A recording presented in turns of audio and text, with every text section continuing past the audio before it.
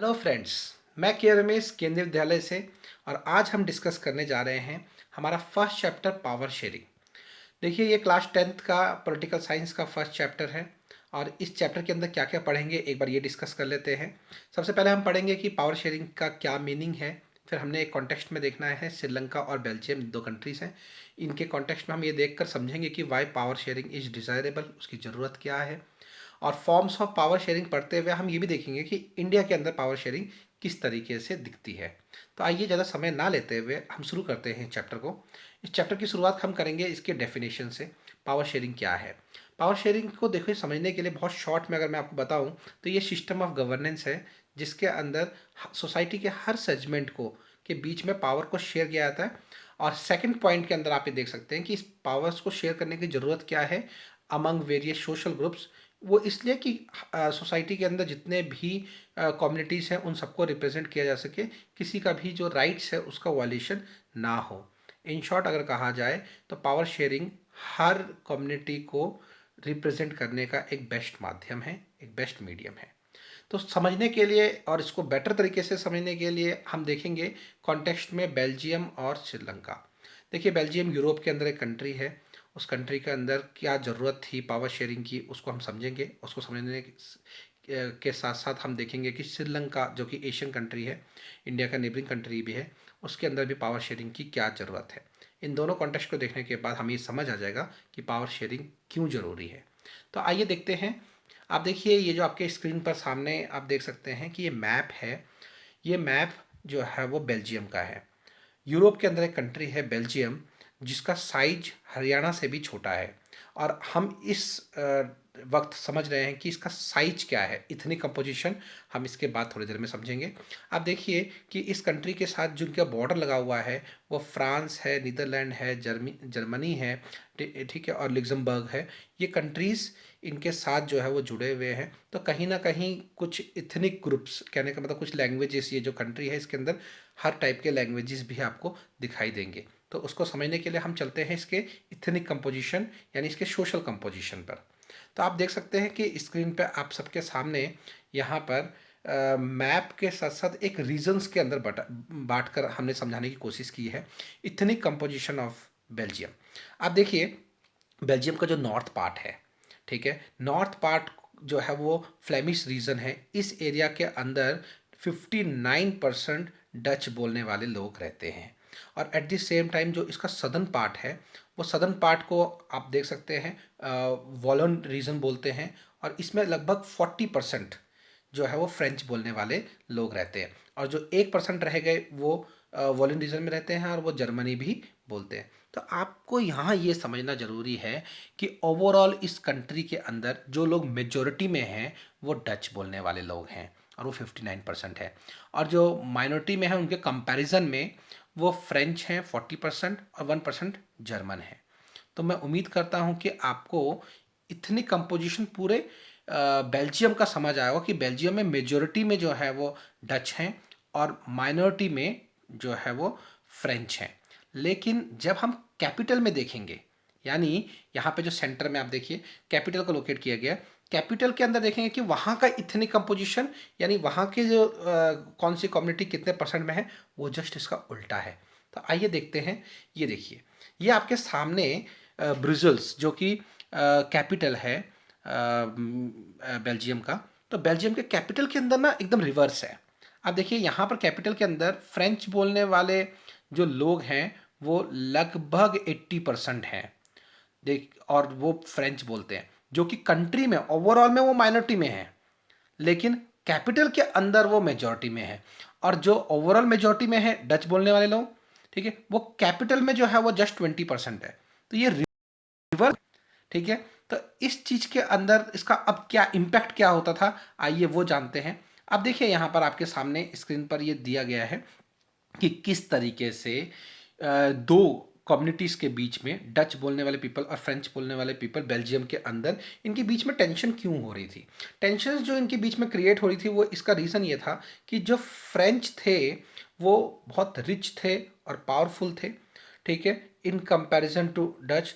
लेकिन प्रॉब्लम क्या थी कि जहाँ पे ब्राज़ील में जहाँ पे डिसीजंस जो है वो लिए जाते थे, वहाँ पर जो है वो मेजॉरिटी में जो है वो फ्रेंच है। यानी ओवरऑल जो माइनॉरिटी में है, वो कैपिटल में जहाँ डिसीजंस लिए जाते हैं, वहाँ मेजॉरिटी में है। तो इस वजह से दोनों कम्युनिटीज़ के बीच में रिप्रेजेंटेशन को लेकर कि कौन किसको रिप्रेजेंट करेगा, ठीक है, किस कम्युनिटी का कितना रिप्रेजेंटेशन सोसाइटी के अंदर और कंट्री के अंदर होगा, इस चीज़ को लेकर जो है वो कहीं ना कहीं इन दोनों के बीच में टेंशन थी।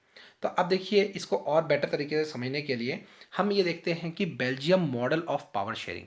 अब क्या हुआ कि 1970 और 1993 के अंदर 4 टाइम्स लगभग बेल्जियम का जो कॉन्स्टिट्यूशन है उसके अंदर अमेंडमेंट यानी एडिट जो है उसको किया गया। क्यों किया गया? सो दैट एकोमोडेट किया जाए सोशल और कल्चरल डाइवर्सिटी।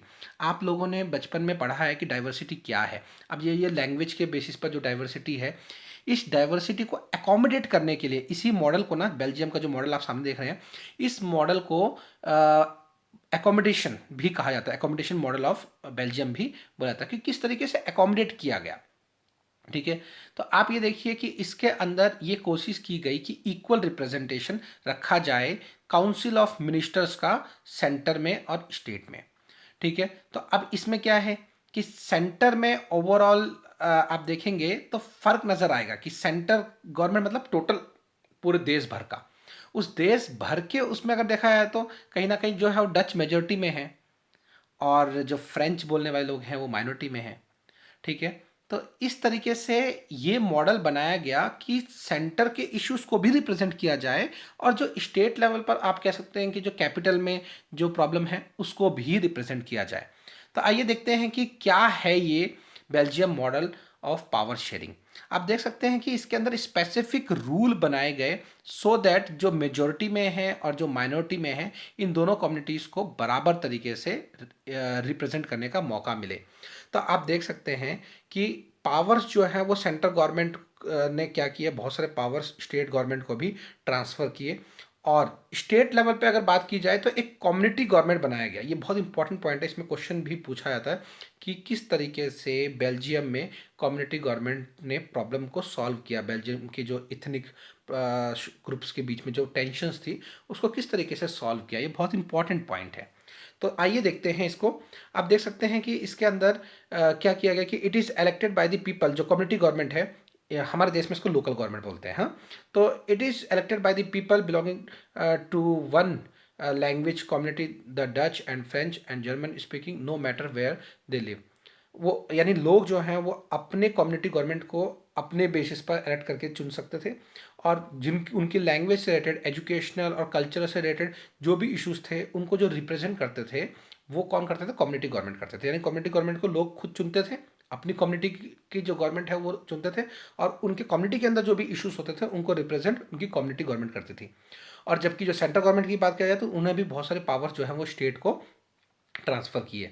इंडिया में ये कैसे लागू होता है उसको हम आगे पढ़ेंगे, लेकिन यहाँ पर ये समझना है कि पावर शेयरिंग के अंदर किस तरीके से पावर को शेयर किया गया। तो इसको अभी मुझे मालूम है, इसको और अगर आपने क्लियर करना है तो आइए देखते हैं नेक्स्ट स्लाइड पे। अब देखिए यहाँ पर आपको एकदम क्लियर हो जाएगा कि जैसे कि ब्राज़ील है जो कैपिटल है, इसमें भी इक्वल रिप्रेजेंटेशन किया गया। अब देखिए, आपको ये समझना ज़रूरी है कि सेंटर में और जो ब्राज़ील है, इन दोनों के अंदर क्या वेरिएशन है। सेंटर की बात करते हैं, ओवरऑल पूरे कंट्री की बात, इसमें डच जो है वो लगभग 59% है और फ्रेंच बोलने वाले लगभग 40% है। तो यानी जो सेंट्रल गवर्नमेंट के अंदर बात हुई कि इक्वल रिप्रेजेंटेशन की, वहाँ पर कॉम्प्रोमाइज़ किसने किया? वहाँ कॉम्प्रोमाइज़ किया डच भी बोलने वाले लोगों ने। क्यों? क्योंकि वो मेजॉरिटी में है और वो इक्वल शेयर दे रहे हैं, इक्वल रिप्रेजेंट दे रहे हैं माइनॉरिटी को, यानी फ्रेंच बोलने वाले पीपल को। तो आप देख सकते हैं कि यहाँ पर जब सेंटर के रिप्रेजेंटेशन की बात आई, वहाँ कॉम्प्रोमाइज़ किसने किया? डच लैंग्वेज बोलने वाले लोगों ने, जो कि 59% थे। ठीक है, और जब ब्राज़ील की बात आई, तो जब ब्राज़ील में गवर्नमेंट की बात आई, वहाँ देखिए वहाँ फ्रेंच 80% है और डच जो है वो 20% है। तो डच लोगों ने का तो वहाँ पर इक्वल रिप्रेजेंटेशन बनता ही नहीं है कैपिटल में। लेकिन क्योंकि डच जो पीपल थे उन्होंने जो पूरे सेंट्रल गवर्नमेंट के अंदर अपना कॉम्प्रोमाइज़ किया है, इसीलिए फ्रेंच जो कि 80% है कैपिटल में ब्राज़ील में, उन्होंने भी वहाँ कॉम्प्रोमाइज़ कर, उन्होंने भी वहाँ बोला कि ठीक है बराबर रहेगा। यानी रिप्रेजेंटेशन जो है वो बराबर रहेगा ब्राज़ील में भी और सेंटर में भी। तो कहीं वहाँ पर जो सेंटर में यानी पूरे ओवरऑल कंट्री के अंदर जो मेजॉरिटी में थे उन्होंने वहाँ कॉम्प्रोमाइज़ किया, ठीक है, और माइनॉरिटी को बराबर दिया। और यहाँ जो कैपिटल के अंदर जहाँ पर जो माइनॉरिटी मेजॉरिटी में थी उन्होंने वहाँ कॉम्प्रोमाइज़ किया। और इस तरीके से आप कह सकते हैं कि स्टेट के अंदर, सेंटर के अंदर, ठीक है, बराबर जो है वो रिप्रेजेंटेशन काउंसिल ऑफ मिनिस्टर्स में दिया गया। और at the same time community government एक फीचर है, तीसरा लेवल। और कम्युनिटी गवर्नमेंट क्या था कि जहाँ पर लोग अपनी अपनी कम्युनिटी के गवर्नमेंट है उसको चुनते थे और वहाँ की कल्चरल, एजुकेशनल और जिस भी प्रकार की जो भी लैंग्वेज रिलेटेड इश्यूज हैं उनको जो रिप्रेजेंट करता था वो कम्युनिटी गवर्नमेंट करता था। मैं उम्मीद करता हूँ कि आपको ये जो बेल्जियम मॉडल जो है वो समझ आया होगा कि किस तरीके से इसने डाइवर्सिटी को एकोमोडेट किया, आपस में जोड़ा, सो दैट कॉन्फ्लिक्ट जो है वो बचे रहें। और आप देख सकते हैं कि इसका फ़ायदा क्या हुआ, एडवांटेज क्या हुआ। तो सबसे पहले हम कहेंगे कि किसी भी प्रकार की कोई सिविल वॉर्स नहीं हुई, कोई कॉन्फ्लिक्ट जो है वो नहीं हुए, सबका रिप्रेजेंटेशन जो है वो सबको मिला। और इसका इफेक्ट इतने बड़े लेवल पे हुआ कि जो पूरी यूरोपियन यूनियन का जो पार्लियामेंट है वो भी, उसको भी ब्राज़ील में जो है वो इस्टेब्लिश किया गया। तो आप ये कह सकते हैं कि इसका पूरा पॉजिटिव इम्पैक्ट था पूरे वर्ल्ड में। और ये देखने को मिला कि किस तरीके से डाइवर्सिटी को एकोमोडेट किया जा सकता है।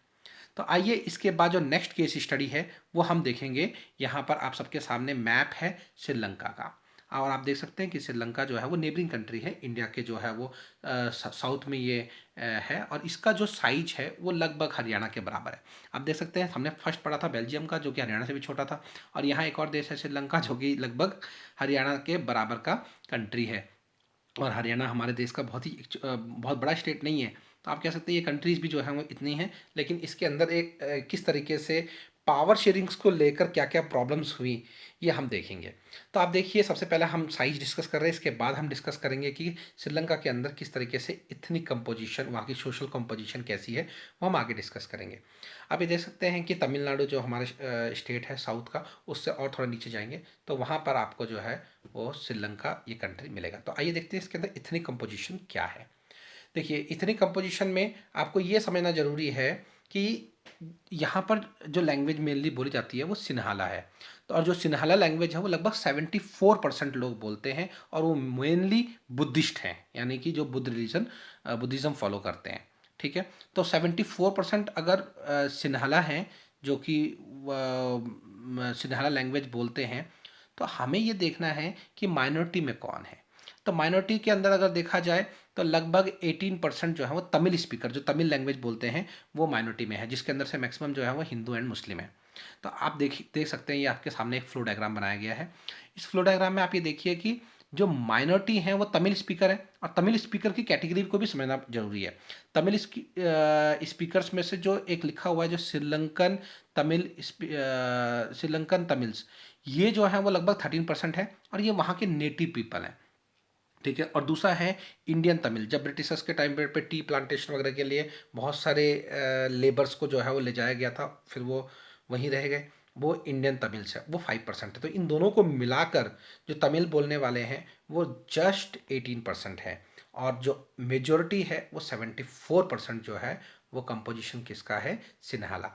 अब देखिए, कभी भी मेजोरिटी में कोई है उनकी बात मान लेना या उनका डोमिनेंस मेंटेन कर देना, ये बहुत आसान जो है वो चीज़ है कॉन्फ्लिक्ट को बचाने के लिए, कि जो मेजोरिटी में है उसकी बात मानते रहो, कोई जो है वो ज़्यादा प्रॉब्लम नहीं होगी। लेकिन ये सबसे बड़ी गलती होती है कि किसी भी देश के अंदर डाइवर्सिटी को किस तरीके से एकोमोडेट किया जाए, और यही गलती जो है वो श्रीलंका के अंदर की गई। आइए जानते हैं कि किस तरीके से इन्होंने डाइवर्सिटी को जो है वो उसके साथ इनके प्रॉब्लम्स देखने को मिली। देखिए, आफ्टर इंडिपेंडेंस जो है वो 1948 के बाद श्रीलंका ने जो है वो मेजोरिटेरिज्म को अडॉप्ट किया। जो मेजर में थे, लाइक सिन्हालास थे, तमिल्स जो और तमिल्स जो है वो माइनॉरिटी में थे, और सिन्हाला जो है वो मेजॉरिटी में थे। तो इन्होंने क्या किया कि जो मेजॉरिटी में हैं उनका डोमिनेंस बना दिया ओवर दी माइनॉरिटी, ठीक है। और इन्होंने एक एक्ट पास किया 1956 में, और उस एक्ट के अंदर आप ये दे सकते हैं कि ऑफिशियल लैंग्वेज जो बनाया गया है वो श्रीलंका का, उसको सिन्हाला बना दिया। तो यानी सिन्हाला लैंग्वेज जो है वो ऑफिशियल लैंग्वेज है, और उसके साथ साथ क्या हुआ कि जितने भी जॉब्स हैं उन सब के अंदर जो है वो रिजर्वेशन जो है वो आप कह सकते हैं प्रेफरेंस इनकी बनने लगी।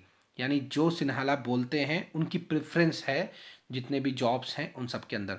और 1956 के एक्ट के अंदर जो है वो ऑफिशियल लैंग्वेज जो सिन्हाला बनाया, उसी का ये इम्पैक्ट था, उसी का ये नतीजा था, उसी का ये आप कह सकते हैं कि इतना ज़्यादा प्रभाव था कि जो जॉब्स हैं उसके अंदर डायरेक्टली इनडायरेक्टली जो सन्हाला हैं वो उनका डोमिनेंस बढ़ गया, उन्हीं की जो है रिक्रूटमेंट होते थे। और इस वजह से जो वहाँ पे माइनॉरिटी में हैं, जो कम संख्या में हैं, अल्पसंख्यक बोलते हैं इसको हिंदी में, ठीक है, अल्पसंख्या में कम संख्या में हैं, उनको तो बहुत ही नेग्लिजेंस फील हुआ, उनको ऐसा फील हुआ जैसे वो आइसोलेटेड हैं, उनका कोई रिप्रेजेंटेशन नहीं है। तो आप देख सकते हैं कि श्रीलंका के अंदर ये क्लियरली जो है वहाँ का जो कॉन्स्टिट्यूशन है उसको इस तरीके से अमेंड किया गया, इस तरीके से उसके अंदर एडिट किया गया कि जो सिन्हाला बोलते हैं उन लोगों को राइट्स को बचाए गए, उनको जो है वो बहुत स्ट्रेंथ दिया गया, और एट द सेम टाइम कमज़ोर कर दिया गया वहाँ के माइनॉरिटी को जो कि तमिल बोलने वाले पीपल थे। और इसका इफ़ेक्ट क्या हुआ आप देख सकते हैं आपकी स्क्रीन पर। इसका इफ़ेक्ट सिंपल सा था कि जो तमिल बोलने वाले जो माइनॉरिटी में जो वहाँ के कम लोग थे, ठीक है, वो लोग बहुत ही आइसोलेटेड फील करने लगे, ठीक है, और उनको ऐसा फील होने लगा कि जो उनका कॉन्स्टिट्यूशन है वो उनके अगेंस्ट है, उनको कोई राइट्स नहीं देता। वो ना तो कोई पॉलिटिकल पार्टीज बना सकते थे इतने बड़े लेवल पे, और ना ही उनके इश्यूज को कोई रिप्रेजेंट करता था या फिर एड्रेस करता था, क्योंकि उनका तो शेयर जो है वो आप ये कह सकते हैं कि कहीं ना कहीं गवर्नमेंट में बहुत ज़्यादा नहीं था, सोसाइटी के अंदर बहुत ज़्यादा नहीं था। तो इस वजह से जो है उनकी प्रॉब्लम्स ये बढ़ने लगी। और आप ये भी कह सकते हैं कि इसका इम्पैक्ट ये हुआ कि जो तमिल के ग्रुप्स हैं उन्होंने पीपल हैं उन्होंने जो माइनॉरिटी में हैं, बहुत सारे नए नए ग्रुप्स बनने लगे, ऑर्गेनाइजेशन बनने लगे, पार्टीज़ बनने लगे, और उन्होंने अपने जो हक की लड़ाई है वो शुरू कर दी, ठीक है, अपने राइट्स के लिए उन्होंने फाइट करना शुरू कर दिया। तो हम ये देखेंगे किस तरीके से इसका क्या इफ़ेक्ट हुआ। तो आप देख सकते हैं कि इसका इफ़ेक्ट ये हुआ कि जो डिमांड थी उनकी वो ये होने लगी कि अब हमें एक अलग से जो है वो स्टेट हो जहाँ पर हमें रिप्रेजेंट करने का मौका मिल सके, हमारे पास अपने ऑटोनमस जो है कुछ पावर्स हों, ठीक है। और इन्हीं इश्यूज़ को रिप्रेजेंट करते करते जो है वो LTTE टाइप के जो है वो ऐसे ग्रुप्स बनने लगे जिन्होंने अपनी बात को मनवाने के लिए या अपनी बात को रखने के लिए बड़े लेवल पे वायलेंट एक्शंस जो है वो शुरू कर दिए। मतलब एक तरीके से सिविल वॉर की कंडीशंस आ गई जहाँ पे वायलेंट रूप ये लेने लगा। देखिए मैं फिर एक बार बताता हूँ कि जहाँ पर भी मेजॉरिटी जो है उसके साथ गवर्नमेंट चलेगी, एक बहुत आसान सा रास्ता था श्रीलंकन गवर्नमेंट के पास और उनके लोगों के पास कि वो मेजॉरिटी के साथ रहे, माइनॉरिटी को रिप्रेजेंट ही ना करें, उनको एक साइलेंट कर दे। और उसका नतीजा ये हुआ कि लोग जो है वो इतना आइसोलेटेड फील होने लगे क्योंकि उनके बीच में पावर्स को नहीं शेयर किया गया था, पावर शेयरिंग नहीं थी, ठीक है। तो आप उसका नतीजा आप सब सामने देख सकते हैं कि LTTE जैसे बड़े ही वायलेंट ग्रुप्स का जो है वो इमरजेंस हुआ और एक सिविल वॉर जैसी कंडीशंस जो है वो क्रिएट हो गई। और आप ये देख सकते हैं अपने सामने कि बहुत बड़े लेवल पे जो है वो सिविल वॉर्स जो है वो शुरू हो गए और तमिल और सिन्हालास के बीच में ये जो है लड़ाई होने लगी। इसके अंदर हजारों लोग मारे गए, तमिल्स की तरफ से भी मारे गए और जो मेजोरिटी थे सिन्हालास उनकी तरफ से भी मारे गए। और बहुत सारे तमिल पीपल, आप ये फोटो में देख सकते हैं नीचे, बहुत सारे तमिल पीपल्स और फैमिलीज़ को क्या करना पड़ा, अपना कंट्री छोड़कर रिफ्यूजीज़ की तरह बाहर भी गए। और बहुत सारे जो तमिल पीपल हैं उनको शरण देने का जो काम किया है रिफ्यूजीज़ को, वो इंडिया ने भी जो है वो बहुत लोगों को जो वहाँ से निकाले गए थे उनको भी अपने देश के अंदर जगह दी। तो आप ये देख सकते हैं सबका जो केस स्टडी था उसका पर्पस क्या था। उसका पर्पस बहुत ही सिंपल है कि आप ये जान सकें कि पावर शेयरिंग क्यों डिज़ायरेबल है। तो पावर शेयरिंग क्या ज़रूरी है। देखिए आप श्रीलंका के अंदर पूरे जो केस स्टडी है उसको देखने के बाद ये समझ सकते हैं कि अगर पावर शेयरिंग नहीं हो, लोगों के बीच में पावर को अगर नहीं बांटा जाए, तो किस तरीके से ये वो एक वायलेंट रूप ले सकता है, ये हमने देखा। और एट द सेम टाइम हमने बेल्जियम को भी देखा कि किस तरीके से उन्होंने उस पावर को जो है वो आप कह सकते हैं जो डाइवर्सिटी है, इथनिक कंपोजिशन है, उसको एक अच्छे मॉडल के तहत आप कह सकते हैं एकोमोडेट किया, ठीक है। कम्युनिटी गवर्नमेंट का पूरा यूज़ किया कि किस तरीके से उनके इश्यूज़ को भी एड्रेस किया जाए। तो कम्युनिटी गवर्नमेंट के फीचर्स को, और वहाँ का क्या नतीजा निकला, वहाँ पे सोशल आप कह सकते हैं सिविल वॉर नहीं हुआ। और एट द सेम टाइम जब ये गवर्नमेंट फेल हो गई श्रीलंका की, तो वहाँ पर कितना बड़ा सिविल वॉर जो है हुआ और कितना नुकसान जो है वो लोगों को हुआ। तो आइए देखते हैं कि पावर शेयरिंग क्यों डिज़ायरेबल है। ये बहुत इंपॉर्टेंट क्वेश्चन है। इसके लिए दो रीजंस हैं। पहला है एक प्रूडेंशियल रीज़न। देखिए प्रूडेंशियल रीज़न का सिंपल मीनिंग है कि लॉजिकल रीज़न, जो लॉजिकल है, बहुत ही प्रैक्टिकल है। तो प्रैक्टिकल रीज़न ये है कि लोगों के बीच में कॉन्फ्लिक्ट ना हो, ठीक है, उसके वजह से देश ना बटे। लोग जो है वो आपस में कॉन्फ्लिक्ट को बचाने के लिए पावर शेयरिंग एक बहुत बड़ा हथियार है। बहुत अच्छे तरीके से जो है वो कॉन्फ्लिक्ट को होने से बचाया जा सकता है। और एट द सेम टाइम आप ये भी कह सकते हैं कि पावर शेयरिंग से क्या है, जो माइनॉरिटी में है उनका भी रिप्रेजेंटेशन देश में होता है। इस वजह से बहुत सारे इश्यूज जो हैं वो ऑटोमेटिकली सॉल्व हो जाते हैं। और अगर बैलेंसिंग हो माइनॉरिटी और मेजॉरिटी, जो ज़्यादा लोग हैं किसी एक धर्म या किसी एक लैंग्वेज को बोलने वाले या मानने वाले, ठीक है, उनके बीच में, और जो कम है, कम संख्या में, उनके बीच में एक बैलेंसिंग और एक रिप्रेजेंटेशन बराबर हो, तो किसी टाइप का कोई आइसोलेटेड फील नहीं कर पाता, हर इंसान अपने आप को जोड़ पाता है। ठीक है, तो ये जो है वो प्रूडेंशियल रीज़न है, जो कि एक प्रैक्टिकल रीज़न है। और सेकंड जो रीज़न आप कह सकते हैं वो आप सबके सामने स्क्रीन पे है, दैट इज़ मॉरल रीज़न। और मॉरली मतलब क्या है कि जो एक आइडियल वे में अगर कहा जाए तो एक डेमोक्रेसी का जो एक एसेंशियल पार्ट है वो पावर शेयरिंग है। एक आइडियल डेमोक्रेसी के अंदर लोगों के बीच में अगर पावर को शेयर किया जाए तो लोग अपने राइट्स को एंजॉय कर पाते हैं और कॉन्फ्लिक्ट्स नहीं होते हैं। तो ये एक आइडियल रीज़न है कि एक डेमोक्रेसी के अंदर पावर शेयरिंग होनी चाहिए। ठीक है, और पावर शेयरिंग होगी तो वो डेमोक्रेटिक कंट्री जो है वो प्रॉपरली रन करेगी। उसी को डेमोक्रेटिक कंट्री कहा जा सकता है जिसके अंदर जो है वो पावर शेयर किया गया हो। तो ये एक मॉरल रीज़न है। और प्रैक्टिकल जो है प्रूडेंशियल रीज़न हम इससे पहले पढ़ चुके हैं। तो ये हमारा, ये अभी तक हमने ये पढ़ा कि किस तरीके से पावर शेयरिंग का क्या मीनिंग है। हमने केस स्टडी देखा, ठीक है, बेल्जियम देखा कि किस तरीके से उसने पावर शेयरिंग करके अपने आप को बचा लिया। कॉन्फ्लिक्ट जो हुए श्रीलंका के अंदर हमने वो देखा। और इन सब के साथ हमने कंक्लूजन निकाला कि पावर शेयरिंग है दो रीजंस के बेस पे, prudential reason and moral reason. इसके बाद हमने ये देखना है कि किस तरीके से पावर शेयरिंग इंडिया में होती है। तो आप ये देख सकते हैं कि पावर शेयरिंग के दो फॉर्म्स हो सकते हैं। फर्स्ट है हॉरिजेंटल, जिसको कि चेक एंड बैलेंस सिस्टम बोलते हैं। और जो दूसरा है वो है वर्टिकल। तो देखिए हॉरिजेंटल लेवल पे पावर शेयरिंग और वर्टिकल लेवल पे पावर शेयरिंग। हॉरिजेंटल लेवल पे जो पावर शेयरिंग होती है हम इसको अभी समझेंगे, और इसके अगले स्लाइड में हमने समझना है कि किस तरीके से वर्टिकल होता है। तो देखिए सबसे पहले हॉरिजेंटल। हॉरिजेंटल में क्या होता है कि सभी चीज़ें जो सेगमेंट्स हैं वो बराबर एक ही लेवल पे होती हैं।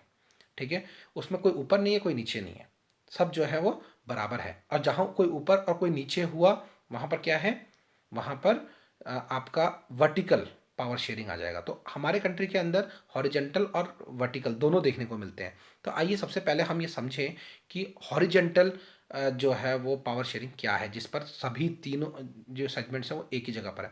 आप अपनी स्क्रीन पे देखिए, यहाँ पर लिखा हुआ है द लेजिस्लेचर, जो कानून बनाते हैं। तो आप यहाँ देख सकते हैं कि अपने कंट्री के अंदर जो पार्लियामेंट है, इसके अंदर चाहे वो अपोजिशन पार्टी हो चाहे वो रूलिंग पार्टी हो, सभी पार्टीज वोट कर कर एक कानून बनाते हैं। दैट इज़ लेजिस्लेचर, यानी कानून का बनाना, लेजिस्लेचर। सेकंड है उसके बाद एग्जीक्यूटिव, यानी एक कानून बनाने का कुछ हक है, कहीं कानून बनाने का है तो कहीं एग्जीक्यूट करने का। एग्जीक्यूटिंग कौन करता है, जो रूलिंग गवर्नमेंट होती है, जो पावर में होती है, दैट इज जो गवर्नमेंट बनाती है, वो गवर्नमेंट के पास उसको इम्प्लीमेंट करने का जो है वो पावर होता है, दैट इज एग्जीक्यूटिव। और at the same time judicial. अब जुडिशियल जो जुडिशरी है, कोर्ट्स हैं, ये क्या करते हैं, ये देखते हैं कि जो कानून बना है वो सही से बना है कि नहीं। इसके साथ साथ जो एग्जीक्यूट हो रहा है, गवर्नमेंट जो एग्जीक्यूट कर रही है वो प्रॉपरली कर रही है कि नहीं। ठीक है, इन सब के ऊपर ये चेक करता है। तो आप ये देखिए, इसीलिए इसको चेक एंड बैलेंस सिस्टम भी बोलते हैं। तो इसको 1 मार्क्स में भी ये क्वेश्चन आ जाता है कि किस फॉर्म ऑफ पावर शेयरिंग को चेक एंड बैलेंस सिस्टम कहते हैं। तो वो हॉरिजॉन्टल फॉर्म है। और ये भी क्वेश्चन आ सकता है कि 2 फॉर्म्स ऑफ पावर शेयरिंग क्या है। तो आप कह सकते हैं कि एक हॉरिजॉन्टल, ठीक है, और एक वर्टिकल। तो मैं उम्मीद करता हूँ कि ये पॉइंट आपको समझ आया होगा।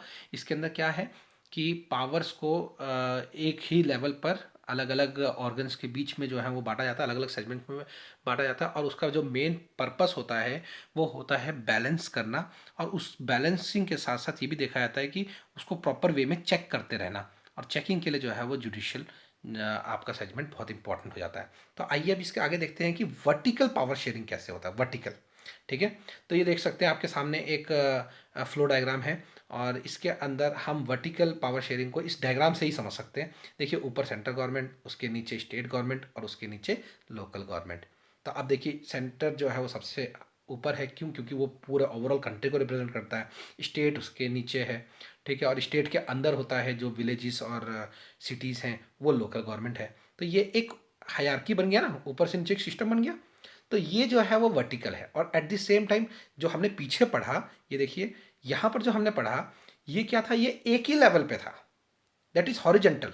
तो यहाँ पर जितना इंपॉर्टेंट लेजिस्लेचर है उतना ही आप कह सकते हैं पावर्स एग्जीक्यूटिव के पास है, उतने ही पावर जो है वो जुडिशरी के पास है। तो ये इसीलिए इसको बैलेंस भी किया गया है और चेक भी किया गया है, तो इसीलिए चेक एंड बैलेंस सिस्टम है। और हम जो यहाँ पर अभी डिस्कस कर रहे हैं, ये आपके सामने स्क्रीन पे है, ये वर्टिकल है। वर्टिकल में क्या होगा? कोई वो टॉप में होगा तो कोई बॉटम में होगा, है कि नहीं?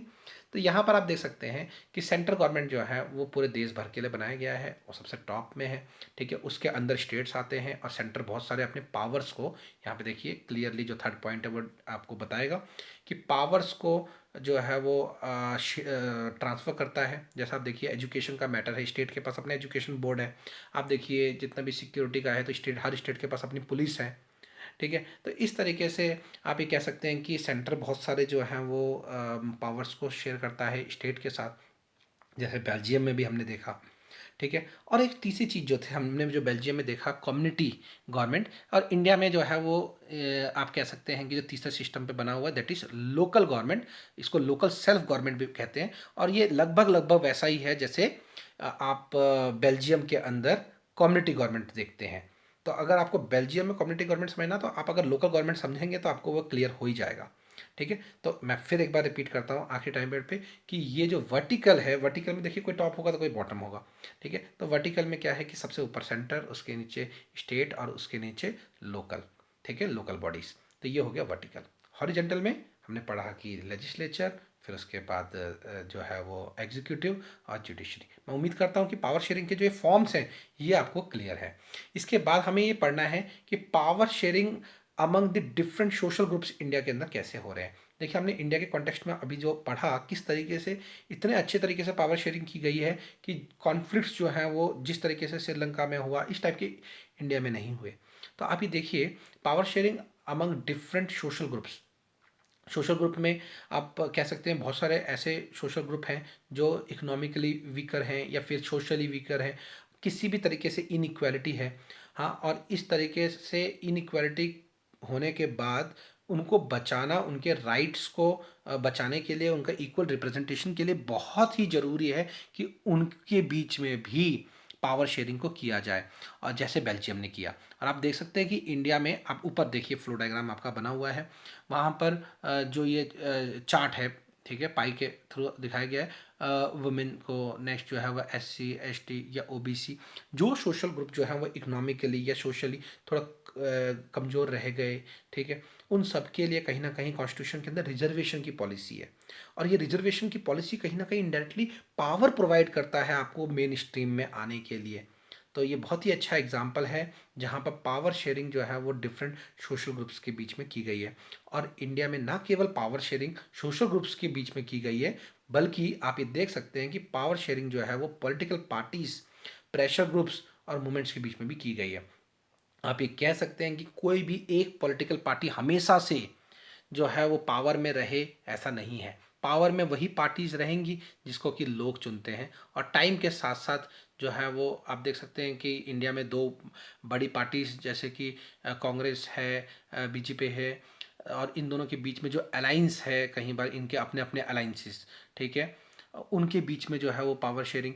तो कहने का मतलब ये है कि प्रेशर ग्रुप्स, देखिए पॉलिटिकल पार्टी भी कोई ऐसी नहीं है जो हमेशा से पावर में रहे, इस टाइप का सिस्टम है। लोग जो है वो टाइम के साथ उसको चुनते हैं, ठीक है। इसके साथ साथ जो प्रेशर ग्रुप्स हैं, जैसे जो मूवमेंट्स वगैरह करते हैं, ठीक है, NGOs हैं, तो आप कह सकते हैं जितने भी आंदोलन वगैरह हो रहे हैं उनके पास भी राइट्स हैं कि वो अपने आंदोलन को जो है वो कर सकें, ठीक है, स्ट्राइक्स कर सकें, रैलीज निकाल सकें। तो वो भी एक पावर है। तो इस तरीके से पावर शेयरिंग जो है वो इन सभी पार्ट्स में की गई, सो दैट कि जो कॉन्फ्लिक्ट्स हैं उसको बचाया जा सके। तो मैं दोस्तों उम्मीद करता हूँ कि आप सब ने जो ये चैप्टर के अंदर जो इम्पोर्टेंट पॉइंट्स पढ़े हैं वो आपको समझ आया होगा। ठीक है, एक बार मैं फटाफट जो है वो रिवाइज कर देता हूँ कि इस चैप्टर के अंदर हमने क्या क्या पढ़ा है। इस चैप्टर के अंदर हमने सबसे पहले पढ़ा पावर शेयरिंग क्या है, उसका मीनिंग। ठीक है, पावर शेयरिंग के बाद हमने ये पढ़ा बेल्जियम और श्रीलंका का केस स्टडी, देखा किस तरीके से बेल्जियम सक्सेसफुल रहा अपने जितने भी जो इथनिक कंपोजिशन और डाइवर्सिटी को अकोमोडेट करने में। एट द सेम टाइम हमने श्रीलंका का केस स्टडी पढ़ा कि श्रीलंका ने जो है वो पावर शेयरिंग को उतना इम्पोर्टेंस नहीं दिया, जिसकी वजह से वहाँ पे सिविल वॉर्स हुए। ठीक है, और उसके बाद हमने फॉर्म्स ऑफ पावर शेयरिंग पढ़ा कि पावर शेयरिंग किस किस लेवल पे हो सकती है, कि ये क्यों डिज़ायरेबल है, क्यों होना चाहिए, ये भी पढ़ा। और इंडिया के अंदर जो है वो कॉन्टेक्स्ट में हमने ये पढ़ा कि पावर शेयरिंग जो है वो एक बेटर फॉर्म और बेटर तरीके से इम्प्लीमेंट किया गया और उसका नतीजा हम सबके सामने भी है। वो जस्ट ना केवल लोगों के मतलब गवर्नमेंट के लेवल पे किया गया, बल्कि आप ये कह सकते हैं सोशल ग्रुप्स के लेवल पे भी, पॉलिटिकल पार्टी के लेवल पे भी, प्रेशर ग्रुप्स के लेवल पर भी किया गया। ये प्रेशर ग्रुप्स वही होते हैं जो गवर्नमेंट के ऊपर प्रेशर्स बनाते हैं। वो किसी भी इथनिक ग्रुप से हो सकते हैं, वो किसी भी एक लैंग्वेज के बेसिस पे मतलब प्रेशर ग्रुप्स जो हैं वो ग्रुप्स हैं जो अपनी किसी एक स्पेसिफिक डिमांड को रखते हुए गवर्नमेंट के ऊपर प्रेशर बनाते हैं। तो उनको भी रैलीज या फिर जो है वो स्ट्राइक्स करने का, रैलीज करने का, अपनी बात को रखने का, होल्डिंग्स मीटिंग्स करने का राइट दिया गया, जिसके अकॉर्डिंग पूरी तरीके से पावर शेयरिंग जो है वो अमंग लोगों के बीच में है। तो दोस्तों, मैं उम्मीद करता हूँ कि ये जो वीडियो है, इस वीडियो के थ्रू आप ये समझ पाए हैं कि पावर शेयरिंग क्या है और किस तरीके से ये कॉन्फ्लिक्ट्स को अवॉइड करता है। ठीक है दोस्तों, अगले वीडियो में फिर मिलेंगे हम एक नए टॉपिक के साथ। तो तब तक के लिए आप लोग सेफ रहिए।